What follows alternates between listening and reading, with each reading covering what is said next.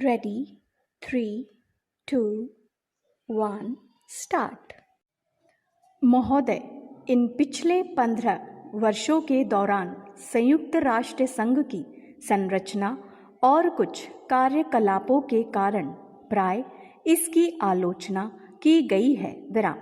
इन आलोचनाओं का कुछ औचित्य भी है विराम, लेकिन मोटे तौर पर देखने से मैं सोचती हूँ कि हम निश्चित रूप से कह सकते हैं संयुक्त राष्ट्र ने अपने अस्तित्व को पर्याप्त रूप से उचित सिद्ध किया है और बार बार संकटों को युद्ध में बदलने से रोका है विराम।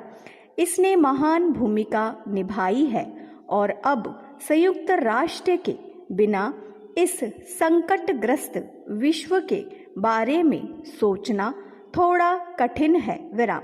यदि संयुक्त राष्ट्र में कुछ कमियां थी तो वे विश्व की परिस्थितियों में भी, जिन्हें इसने उजागर किया विराम। यदि आज संयुक्त राष्ट्र न होता तो हमारी पहल उस जैसी कोई संस्था बनाना होता विराम।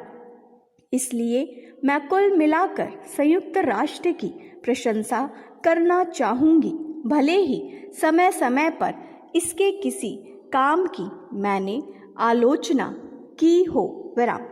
जब संयुक्त राष्ट्र शुरू हुआ तो इसकी संरचना यूरोप और अमेरिका के पक्ष में थी विराम। हमें वह एशिया और अफ्रीका के देशों के लिए उचित नहीं लगी विराम, लेकिन हमने परिस्थिति की कठिनाइयों को समझा और किसी प्रकार के परिवर्तन के लिए जोर नहीं डाला विराम। संयुक्त राष्ट्र के विकास से और अनेक देशों के इसमें शामिल होने से आज इसकी संरचना और भी असंतुलित हो गई है विराम।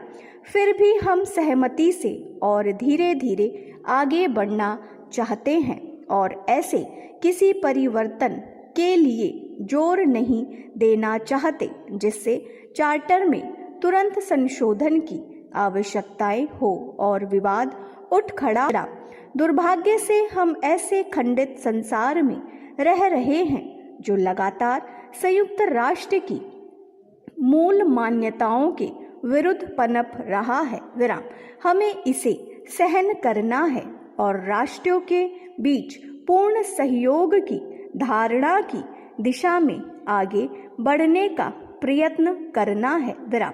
इस सहयोग का मतलब एक देश द्वारा दूसरे देश को अधीन करना नहीं है और होना भी नहीं चाहिए विराम। इसका मतलब यह भी नहीं है कि हम दूसरे देशों को बलपूर्वक मनवाने या साथ देने के लिए मजबूर करना भी नहीं है विराम। प्रत्येक देश के पास दूसरे देशों से आदान प्रदान करने के लिए कुछ न कुछ होता है विराम। जैसे ही किसी देश पर दबाव डाला जाता है, न केवल उसकी स्वतंत्रता नष्ट होती है बल्कि इसके विकास को भी हानि पहुंचती है विराम। संसार में बहुत विविधता है और अच्छा है विराम। महोदय, नगर प्रारंभ से ही सभ्यता के प्रतीक रहे हैं विराम।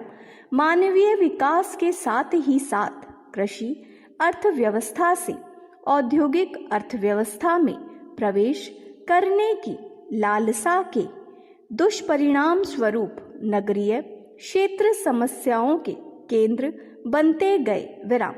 एक तरफ जहां विश्व की जनसंख्या में तीव्र गति से वृद्धि हुई, अर्थात जनसंख्या में विस्फोट हुआ, वहीं दूसरी ओर नगरीय क्षेत्र में जनसंख्या का तुलनात्मक और तेजी से केंद्रीकरण अर्थात जनसंख्या का संकुचन भी जारी है विराम। ग्रामीण क्षेत्रों में कृषि उत्पादनों में वृद्धि, नगरीय क्षेत्र में मानवीय श्रम की अत्यधिक उपादेयता एवं तीव्र औद्योगिकरण से उत्पन्न रोजगार की संभावनाएं ग्रामीण क्षेत्रों से नगरीय क्षेत्र में जनसंख्या के स्थानांतरण का प्रमुख कारण है। विराम। नगरों की बढ़ती हुई जनसंख्या की अधिकता एवं नगरीय भूमि की न्यूनता के कारण जनसंख्या का दबाव नगरीय क्षेत्र में बढ़ता जाता है। औद्योगिकरण के फलस्वरूप बढ़ते तीव्र नगरीकरण के परिणाम स्वरूप आवासीय भूमि की न्यूनता हो जाती है। विराम। यही जनसंख्या अतिरेक नगरों में गंदी बस्तियों के प्रादुर्भाव का कारण बनती है। विराम।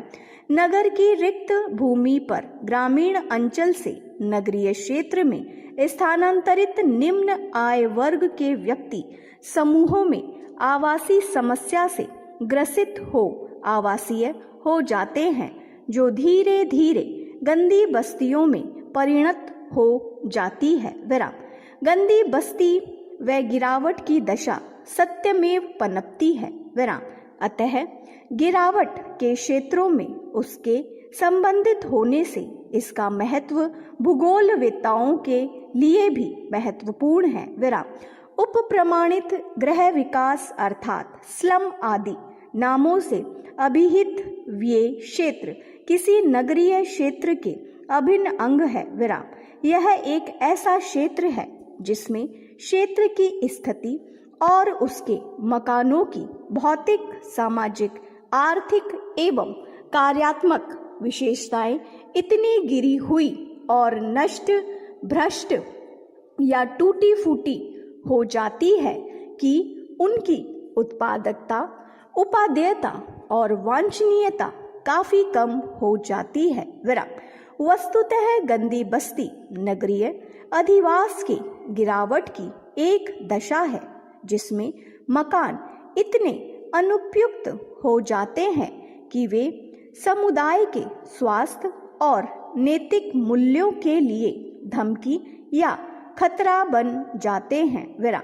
सामान्यतः गंदी बस्तियां अपने दो स्वरूपों में परिलक्षित होती है। विराम।